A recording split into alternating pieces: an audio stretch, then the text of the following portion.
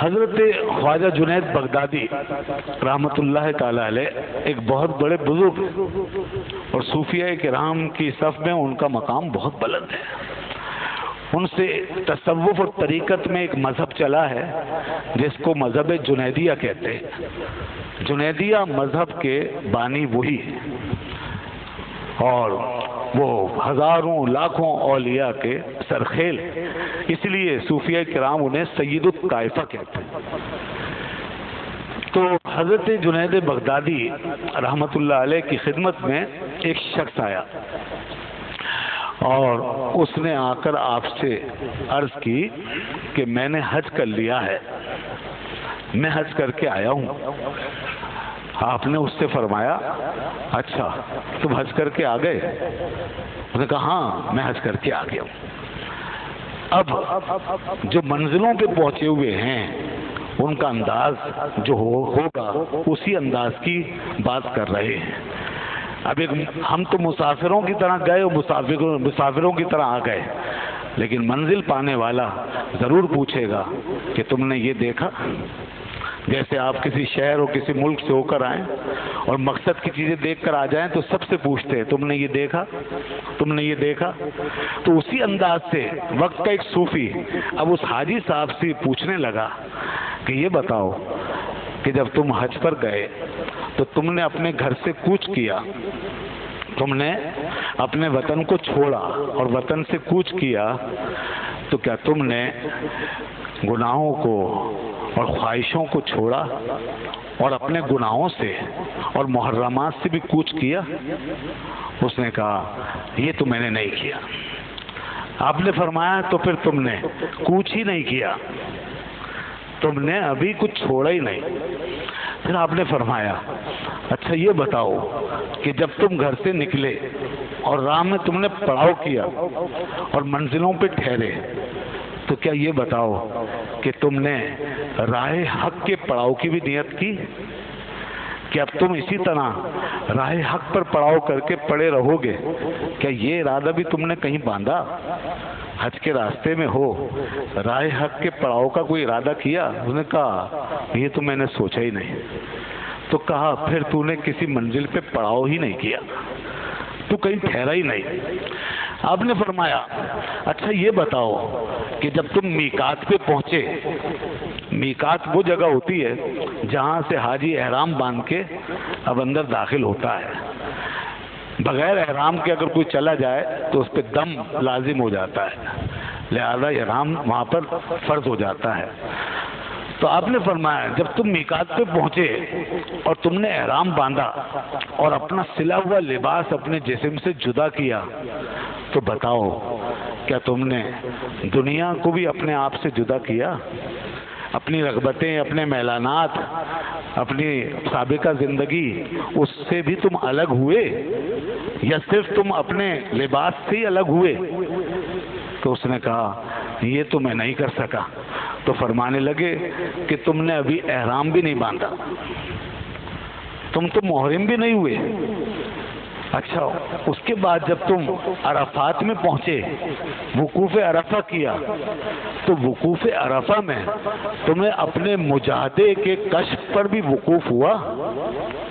جو مجاہدے اور ریاضتیں کرتے ہیں اور اس کے بعد جب آدمی کسی منزل پہ پہنچتا ہے تو وہاں جو کشف ہوتے ہیں کیا وہاں کا وقوف بھی تمہیں ملا؟ کہنے لگا اس کی تو مجھے خبر ہی نہیں ہوئی. تو فرمانے لگے تو اس کا مطلب یہ ہے کہ تم نے وقوف بھی نہیں کیا، وقوف عرفہ بھی گیا. اچھا اس کے بعد جب تم واپس آئے اور تم مزدلفہ میں اترے اور اپنی مراد کو پہنچے تو بتاؤ کیا تم نے اپنی خواہشیں، اپنی رغبتیں چھوڑ دی تھیں اور منزل مراد کی طرف گامزن ہو گئے تھے؟ اس نے کہا نہیں میں ایسا بھی نہیں کر سکا. آپ نے فرمایا تو پھر تیرا مزدلفہ بھی گیا، تو مزدلفہ میں بھی نہیں اترا. آپ نے فرمایا اچھا جب تم نے طواف کیا، جب تم نے طواف کیا خانہ کعبہ کا، اس وقت تمہاری آنکھوں میں خانہ خدا تھا، اللہ کا گھر تھا، تو کیا تم نے اپنے من کی آنکھوں سے مقام تنزیہ پر اللہ کے انوار و تجلیات کے جلوے بھی دیکھے؟ کہنے لگا وہ تو مجھے نظر نہیں آئے. تو کہا پھر تم نے کعبے کا طواف بھی نہیں کیا, پھر تمہارا طواف بھی نہیں ہوا.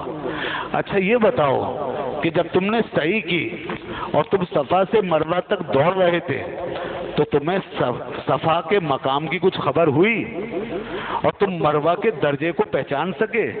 اس نے کہا نہیں, نہ میں صفا کا مقام جان سکا نہ مروہ کے درجے کو پہچان سکا. تو فرمایا پھر تم نے صفا مروہ کی سعی بھی نہیں کی. اچھا یہ بتاؤ جب تم مینا میں پہنچے اور مینا میں اترے تو اس وقت کیا تم اپنے آپ سے جدا ہو گئے تھے اور اپنے من سے الگ ہو گئے تھے اور خدا کے لیے وقف ہو چکے تھے؟ کہنے لگا نہیں, یہ چیز بھی مجھے میسر نہیں آئی اور ہم اپنے من سے الگ بھی نہیں ہو سکے. تو کہا پھر تم نے مینا کا قیام بھی نہیں کیا. اچھا یہ بتاؤ جب قربانی کی تھی تو اس وقت تم نے ایک چھری اپنی خواہشوں کے گلے پہ چلائی تھی؟ جانور کی قربانی کرتے ہوئے تم نے ایک چھری اپنے خواہشوں کے گلے پہ چلائی یا صرف جانور ذبح کیا؟ کہا نہیں, میں اپنی خواہشوں کا گلا نہیں کاٹ سکا. تو کہا تیری قربانی بھی نہیں ہوئی.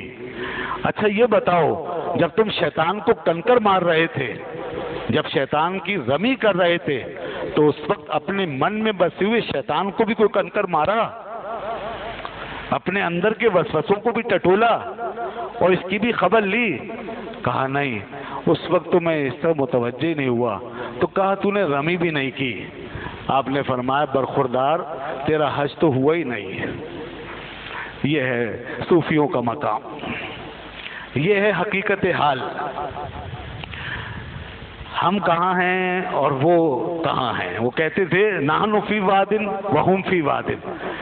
یہ لوگ کہتے تھے یہ اللہ والے, ہم ایک ایسی وادی میں ہیں کہ دنیا میں کوئی اس وادی میں نہیں. دنیا الگ وادیوں میں ہے, ہم کسی اور وادی میں رہتے ہیں.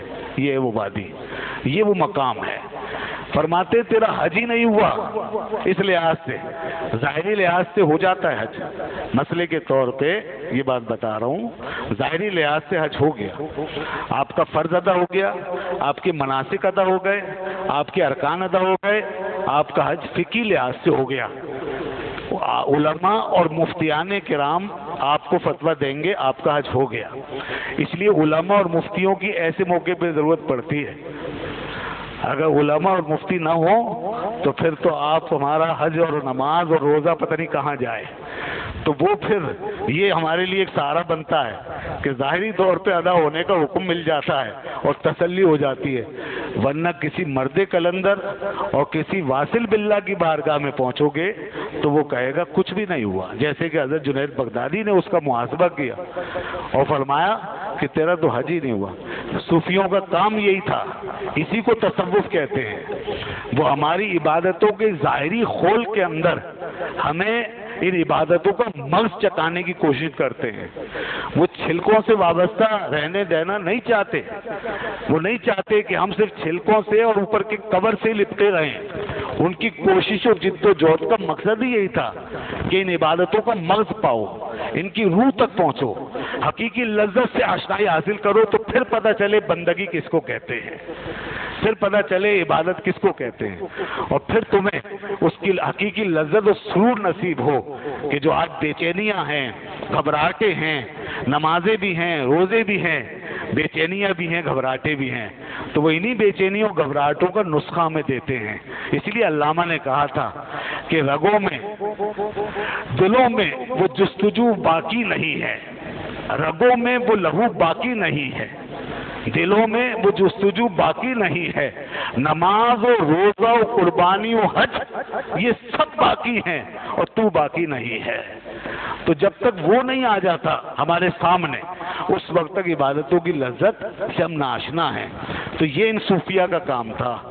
وہ صوفیہ وہ نہیں تھے جو صرف بھنگلے ڈال کے تصوف کا رنگ جماتے تھے.